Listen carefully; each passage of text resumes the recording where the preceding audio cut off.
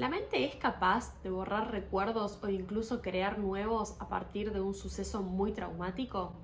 La respuesta es sí, y lo vamos a ver con el ejemplo de este libro, No te olvidaré, de Colin Hoover.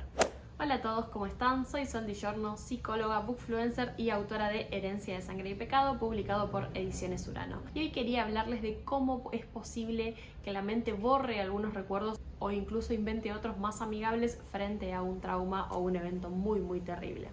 Voy a usar de ejemplo la historia de No te olvidaré o Remembrance of Him de Colin Hoover, que es el libro que más me gusta de esta autora, donde nos cuenta la historia de Kenna, una chica que pasa 5 años en prisión hasta que cumple su condena y puede salir, pero tiene que reinsertarse en una sociedad donde nadie la está esperando. Ella está casi que sola en el mundo y estaba presa por haber causado la muerte de su novio de ese momento, Scott, muerte que ocurrió en un accidente de tránsito. Para sumarle más dolor a esta historia, viene al estilo de Colin Hoover, Kenna, cuando es condenada, estaba embarazada de Scott, es decir, del novio que acababa de morir. Ella estaba embarazada y decide que esa niña, cuando apenas nazca, la críen los padres de él, porque le parecía que era lo correcto que sus abuelos críen a la nena.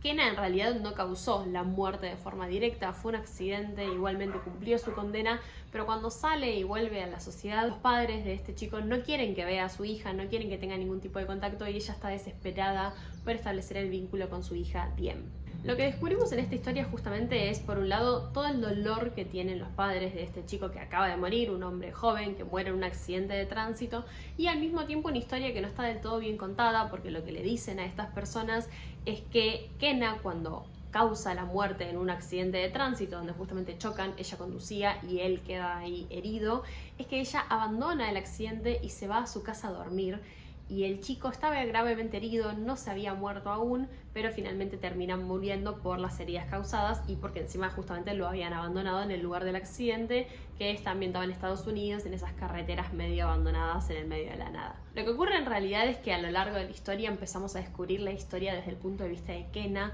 que ella, desde que llega a la prisión y tiene 5 años que cumplir en su condena, empieza a escribirle cartas a Scott, al chico que fallece, donde empieza a contarle toda su versión de los hechos. Y es terrible ir descubriendo lo que pasó desde el lado de ella, más allá de que obviamente causó un accidente y que tuvo que cumplir su condena correspondiente, lo que le pasó a ella, que conducía ese auto, que causa ese accidente y que justamente entra en shock desde el momento en el cual el accidente ocurre. Scott y Kenna volvían de una fiesta, habían bebido mucho y ella resalta todo el tiempo que eso es lo que estuvo mal, lo cual me parece que está excelente por esto de que no deja de ser un libro que está bueno que sea consciente de las cosas que no corresponden, ejemplo que si tomaste no tenés que manejar. Entonces, a partir de este momento en el que ella empieza a manejar, se da cuenta como que no puede, que la carretera estaba mojada y causa el accidente en el cual vuelca en el auto. Kenna estaba herida, pero apenas, tenía solo unos golpes y ve que Scott no le responde hasta que lo toca y siente que no tiene pulso, y ahí es donde empieza el shock. La realidad es que los sucesos tan traumáticos, tan fuertes como es causar el accidente de tu pareja y estar en el medio de la noche con frío, heridos, es un trauma súper profundo, tiene un impacto inevitable en la forma de pensar, de sentir y en el posterior durante muchísimo tiempo. Lo que puede llegar a ocurrir en estos casos es una amnesia disociativa, donde justamente la persona elige eliminar ciertos fragmentos de su memoria o incluso reemplazarlos por fragmentos más amigables por el dolor que causa realmente tener esos recuerdos en su mente. Lo que termina ocurriendo es un bloqueo de estos recuerdos como si fuese un mecanismo de defensa. Uno elige no recordar esto por una cuestión de que es demasiado doloroso, entonces elige recordar otra cosa o directamente eliminar ciertos fragmentos, que es lo que le ocurre a la protagonista del libro. Esta es una pregunta que también me hizo mi mamá una vez cuando estábamos mirando un capítulo de Criminal Minds, que es una serie que amamos,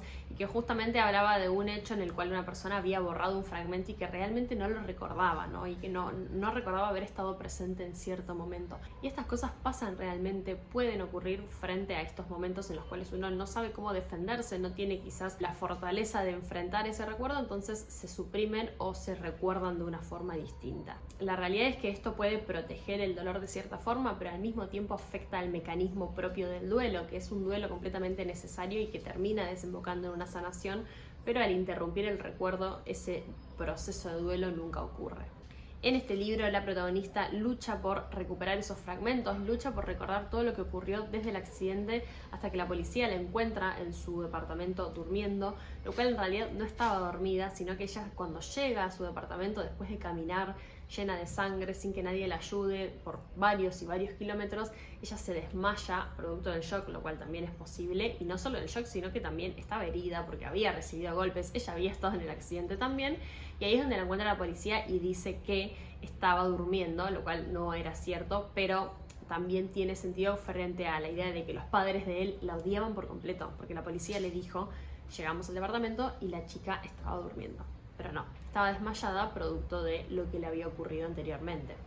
Ella entonces se dedica a escribir cartas hacia este chico que está fallecido y que obviamente nunca va a leer, pero con la intención de también recuperar estos fragmentos que había borrado. En el libro incluso dice que hay ciertos momentos que no recuerda y que nunca logra recuperar, que son los momentos en los cuales entre que ella abandona el accidente y llega a su departamento, que pasan horas, ella no recuerda muy bien qué pasó, sabe que llegó de alguna forma, que se caminó, que se arrastró, que se fue cayendo y que de alguna forma después de horas llega a su departamento donde la policía la encuentra. En ese sentido la realidad es que parece una locura cómo una persona puede realmente olvidarse de algo, pero piensen también cómo la memoria nos juega cuando ocurren ciertos eventos. Vieron que si ustedes le preguntan a una persona qué estaba haciendo el día de X suceso importante, quizás más mundial, más histórico, la gente lo suele recordar, pero es porque uno justamente frente a los momentos de shock, los recuerdos se fijan o se borran, pero como que tienen cierto elemento como más fuerte que lo normal. Pueden fijarse muchísimo, entonces quizás cuando vos recibís una mala noticia,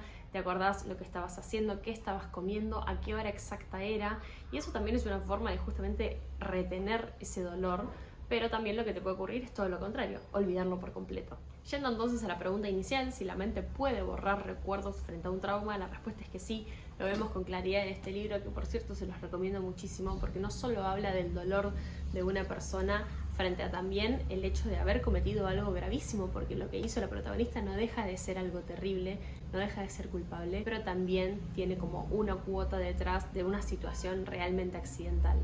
Al mismo tiempo es una historia que habla mucho del hecho de poder tener una segunda oportunidad en la vida. La mujer termina teniendo un vínculo con su hija después de muchísimo trabajo y es hermosa la historia que ella tiene de cómo quiere vincularse con su hija. Es precioso, es mi libro favorito de la autora y sin duda se los recomiendo mucho. Y al mismo tiempo menciono esto, cómo está muy bien cuidado todo lo que tiene que ver con algo psicológico. Está muy bien trabajado en esta historia. Una vez más, Colleen Hoover, en mi opinión, sabe trabajar con estos temas. Si les interesa este tipo de contenido, no olviden suscribirse al canal y déjenme en comentarios si les interesa hablar de algún otro tema en particular o alguna otra historia que sienten que tenga que ver con esta temática de psicología y libros.